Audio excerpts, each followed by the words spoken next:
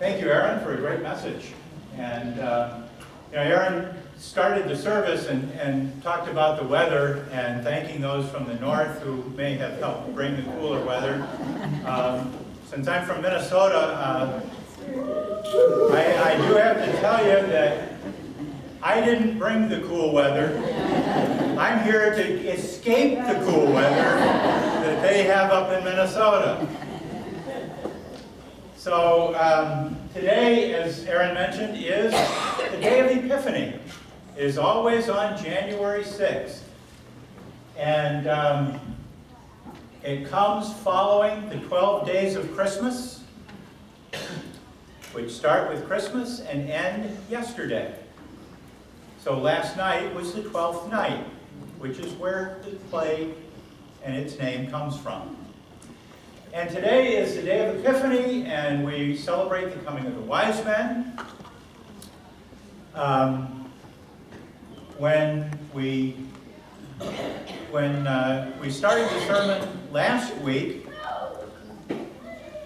our wonderful guest preacher began with a disclaimer. And so I'll do the same thing this morning. I can use pretty much his whole disclaimer that would say that the only difference would be he said that he is not a preacher, had never preached a sermon. I am a retired pastor, but the key part of the disclaimer is I'm not Roy. In case you were confused, I know I look a lot like Roy. And many people have mistaken the two of us before. But really, it's clear that there is a difference because Roy's taller. I mean, that's the main difference. Other than that, there's not much. Well, with the exception that his hair is a little bit longer in the back and mine a little longer on the top. And he has facial hair, and, well, I don't at the moment, but that has not always been the case, because that's 4 years ago. And I was with my mom at the time. My wife Robin and I were here and visiting with her, and also had, because my parents came down here initially in the early 80s and had a place in Naples. My dad's no longer living. My mom is now in a care center in North Naples. And so 4 years ago when we came down and were visiting, we decided, as we started thinking that retirement's coming up in a few years, where would we like to be? And we decided, well, because we've been coming down here for so many years, we knew the area, we knew we liked the area, why not just look for a place here?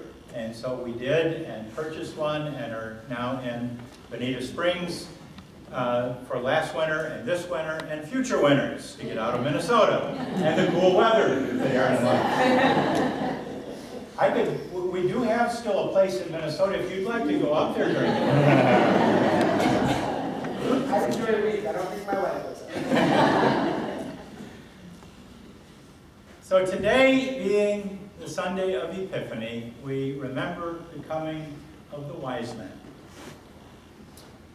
Now, one of the things that I've always enjoyed are sunrises. I don't always get up for them, but when I am awake at that hour, I like watching the sun come up. We'll see if we can get that. There we go. And so that's yesterday morning from our place. And one of the things that always fascinates me is the light pushing back the darkness. And the world is then recreated for another day. As I stand and watch the sun getting ready to come up, in those moments, we're far enough away from traffic that everything is quiet and perfectly still. Not a sound can be heard.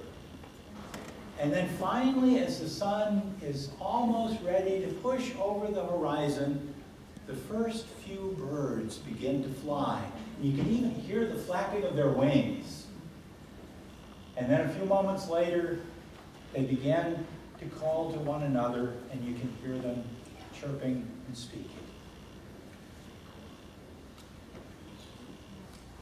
And when I thought of that, I thought about passage from the prophet Isaiah that we heard this morning that begins, "Arise, shine, for your light is come, and the glory of the Lord is risen upon you." Now, you've heard from Roy, when he's talked about the prophet Isaiah, that he has indicated that there are 3 different segments, and that it was written in 3 different periods of time. First, before the exile, then the middle part during the exile, and then finally the end part after the exile, when they have returned to their homeland. And this comes from that latter portion of the book of Isaiah. In chapter 59, God has said, or the prophet has said, that God's covenant, the covenant with Israel, will be fulfilled. And there is a promise that God will come as their Redeemer. And in chapter 60, as he begins this part with "Arise and shine," he is telling them of the coming of that Redeemer and the transformation that will occur in Zion as a result of that coming. The audience listening to these words are both those who have returned from exile and those who had remained in the land and never went into exile. And the 2 groups of people don't always get along. They don't see things the same way. They don't have the same desires. Their hopes are somewhat different. And there is a clash between the 2. And the result is that there is darkness in the land, because they cannot see their way forward together. Isaiah had talked about this from the very beginning. All the way back, he said, "The people who walked in darkness have seen a great light." That was a promise for what is to come. It wasn't that it had arrived, but it was telling them that while they're walking in darkness, the light is coming. Now, when you're in darkness, you don't see anything. You don't see your way forward. You don't know where you're going. You can hardly even see your hand in front of your face. Living in darkness, something we have all probably experienced at one time or another, is a lot like trudging through wet cement in a hot, humid day and wearing a 30-pound overcoat. It's difficult. It's painful. It's excruciating. We don't like living in darkness. And the light breaking through in darkness is an image of God's saving entry into the brokenness of human bondage and suffering. That's why the psalmist calls out, "Shine forth, restore us, O God, let your face shine upon us, that we may be saved."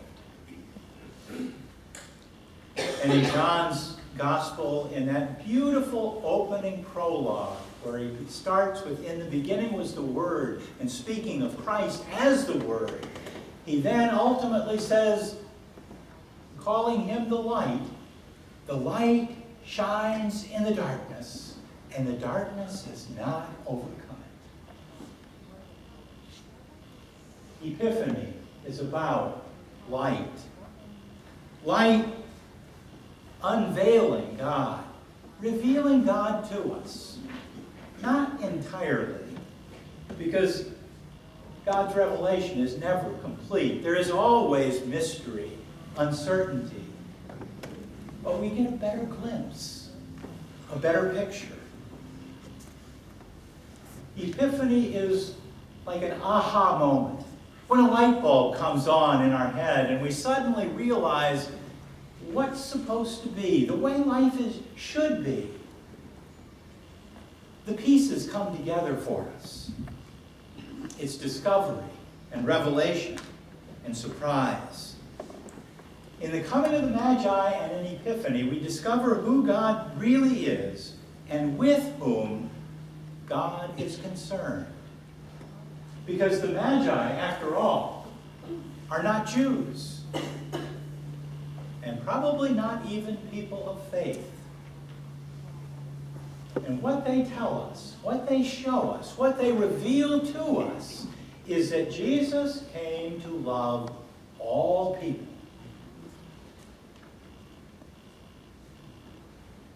They came so that we may know and have the character of God illumined for us. So who are these Magi? These people who came with bearing gifts for the Christ child. And where are they from? There's a lot of tradition about that.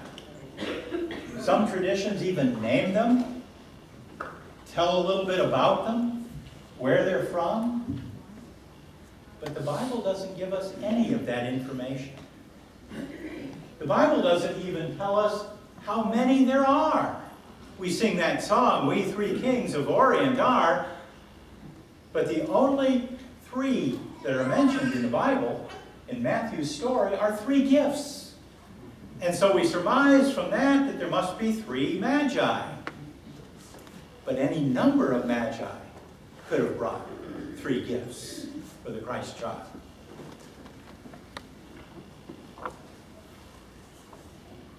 The Magi were people who were astrologers. They studied the stars. They read the heavens. And from their study and reading and discerning, they determined what that meant for the world today. They extrapolated from what they could see to how the world worked. And so when they saw the special star in the sky, they determined that that meant that a new king had been born in Israel. Now, I've always wondered, were they from the same place that they then traveled, or were they from different places, which is what tradition has? And if they were from different places, how did they get together? Maybe they communicated with one another, knowing, because Magi were extremely intelligent, educated, well-known people in their communities, maybe they had some lines of communication with one another and communicated about this star. And when they all realized that it was about the birth of a king in Israel, determined to make the journey. And so somewhere along the way, met and continued traveling. I've always pictured as a young child the Magi traveling by night, watching the star ahead of them, moving as it moved, and then finally coming to Israel. But when I thought about that, I wondered, if they were always following that star, why didn't it lead them directly to Bethlehem?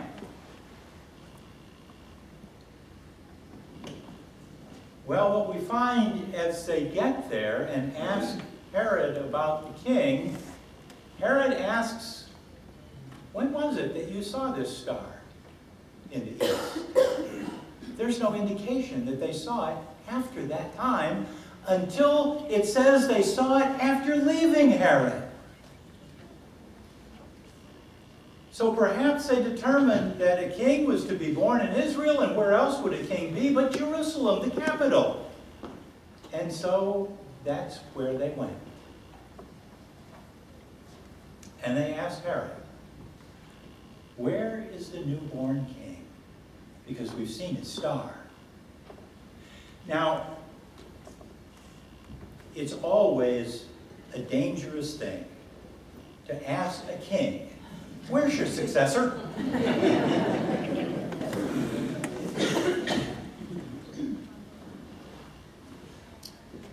And it says when they asked Herod about that, Herod was troubled. Yeah, no kidding. Herod was troubled. That is an understatement.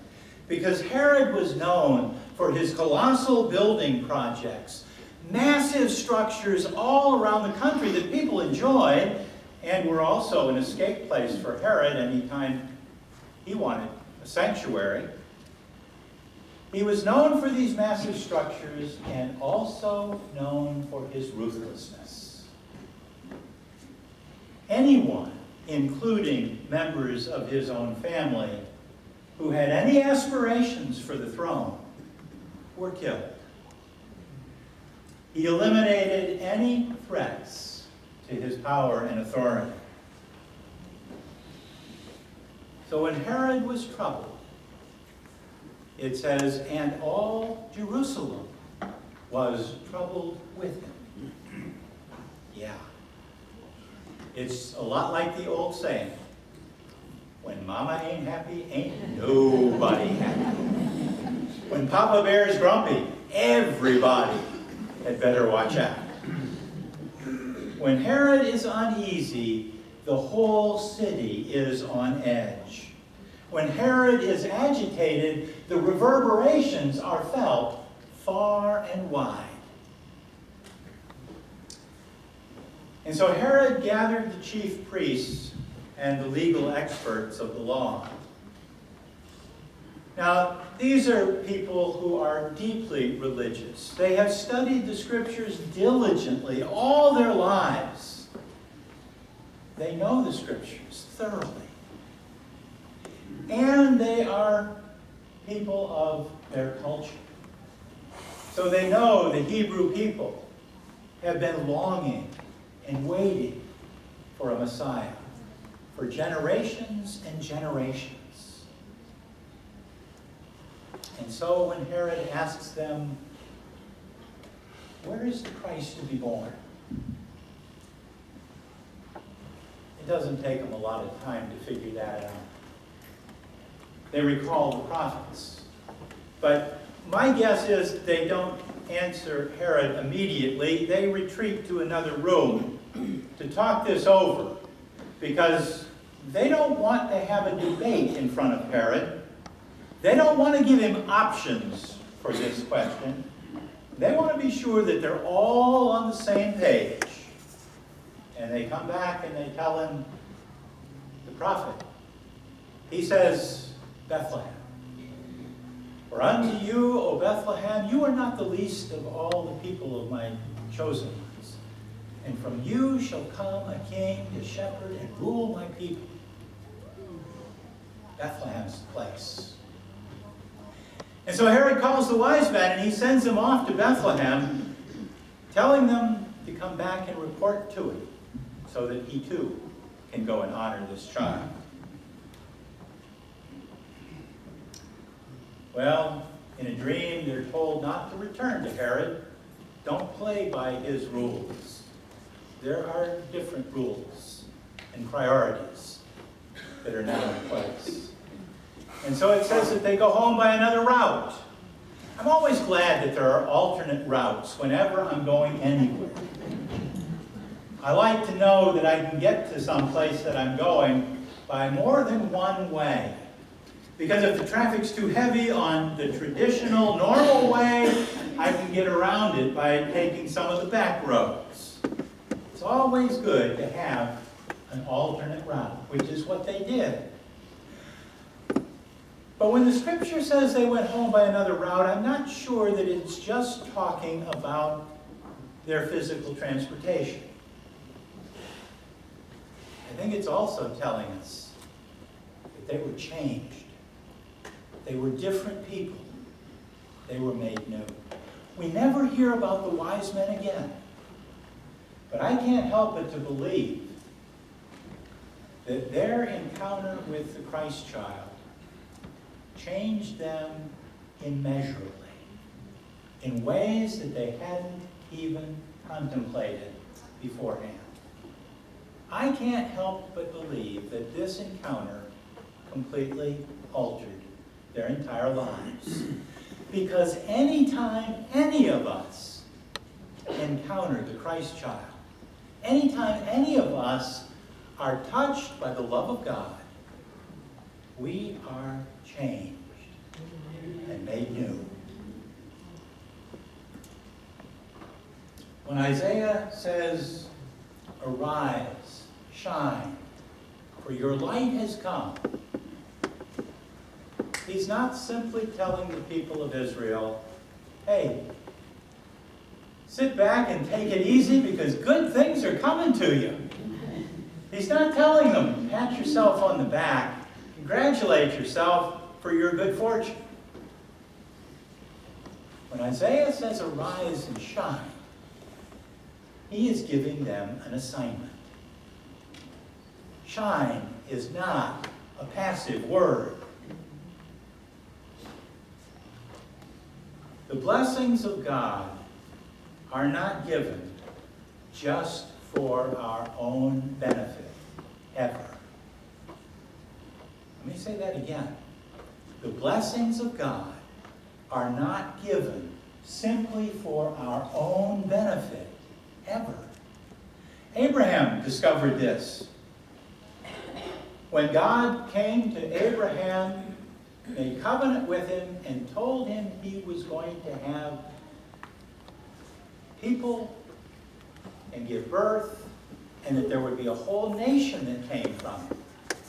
God said, I will make a great nation of you, so that you can be a blessing to others.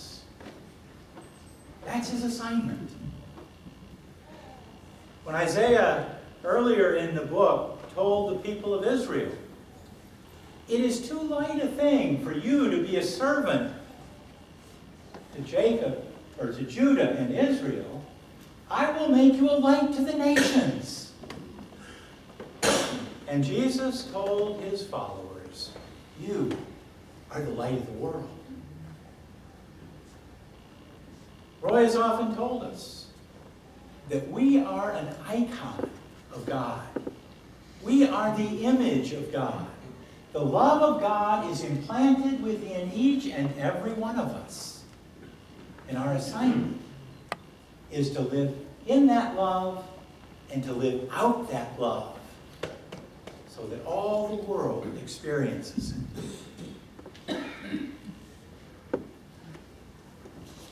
Robert Fulghum was a writer who wrote the book, All I Ever Needed to Know, I Learned in Kindergarten. And he wrote several other books after that, and in one of them he told a wonderful story about being in Greece and going to a 2-week seminar while there. And the seminar was led by Dr. Alexander Papaderos, and he had several scholars that were the primary leaders in various fields of Greek study. And they came to take part, and during the seminar provided lectures in their area of expertise. And after 2 weeks, at the very end of the last session, Dr. Papaderos walked from a window at the side of the room up to the front and said, as we're getting ready to close, are there any last questions? Well, everyone was in information overload. No one wanted to say anything or ask anything. The room was entirely silent as Dr. Papaderos looked all around and then finally said, no questions, and glanced all around the room one more time. And when it was clear that no one was going to ask anything,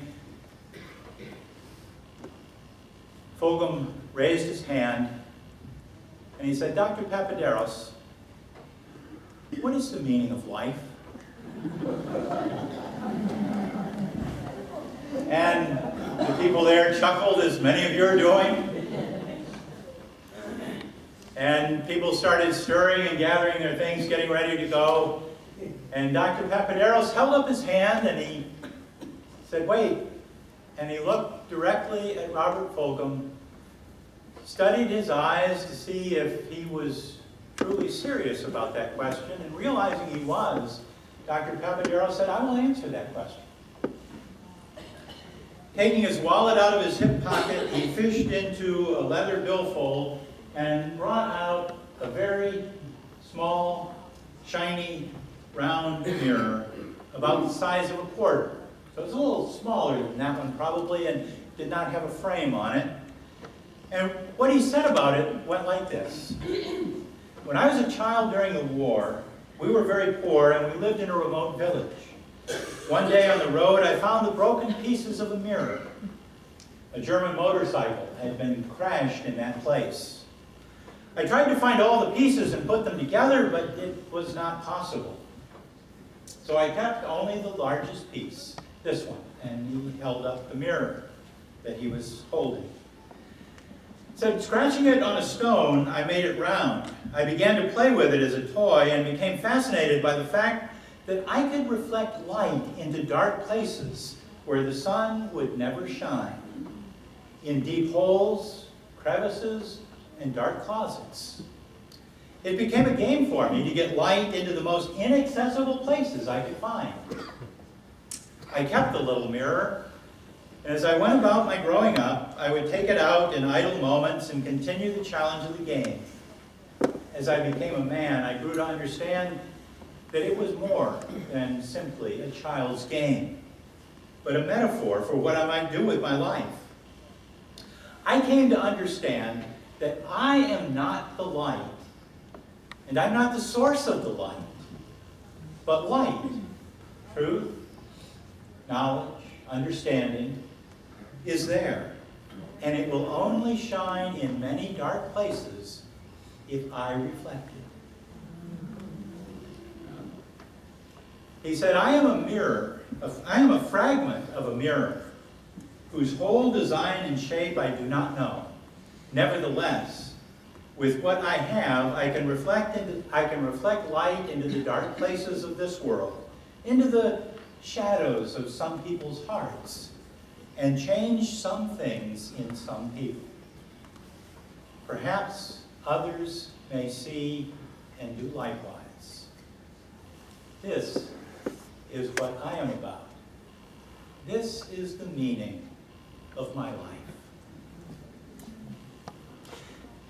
Now I know that Roy has regularly told us the meaning of life, and the meaning of life is relationships. And what are relationships if they are not reflecting the love of Christ to other people? Reflecting the love that Christ has put within each and every one of us. That, my friends, is our assignment.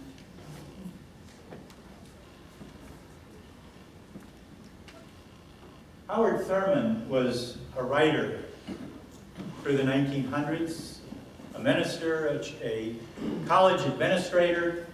He wrote numerous books. One of my favorites is called The Mood of Christmas. And in there, he has a piece that is extremely appropriate for this day. He said, when the song of the angels is stilled, when the star in the sky is gone, when kings and princes are home, when shepherds are back with their flock, the work of Christmas begins. To find the lost, to heal the broken, to feed the hungry, to release the prisoner, to rebuild the nations, to bring peace among the people, to make music in the heart. Epiphany and Christmas are not simply there to make us feel good. They're not just warm, fuzzy holidays. They bring with them an assignment. And our assignment is to reflect the light that Christ has put within us by shining into all the dark corners of the world that we can reach. Be the light that expands love and chases fear from the room. Be the light that nourishes grace, that causes mercy to grow and shows the short-sightedness of selfishness and greed. Be the light, glowing with compassion, exposing the emptiness of finding security in power over others, and instead the light of helping everyone around to soar. Be the light appreciating all the diversity in the world and treasuring every single person in all of creation.